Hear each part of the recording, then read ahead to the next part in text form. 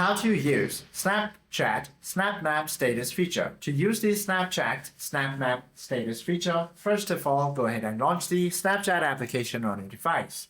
Now you simply have to go ahead and then tap the map pin icon on the far left of the bottom navigation bar. And once you tap on this, you'll be sent to this Snap Map. Now you simply have to ensure your phone's location permissions are turned on so your avatar aligns with your actual real-world coordinates. Now you simply have to go ahead and tap the status button located in the bottom left corner of the screen. From here, you can choose a place. Snapchat will generate a list of nearby restaurants, shops, and parks based on your GPS coordinates. Tap a venue to check in or use the search box at the top to search for that specific or custom name. From there, you can proceed to choose an active Bitmoji and set status.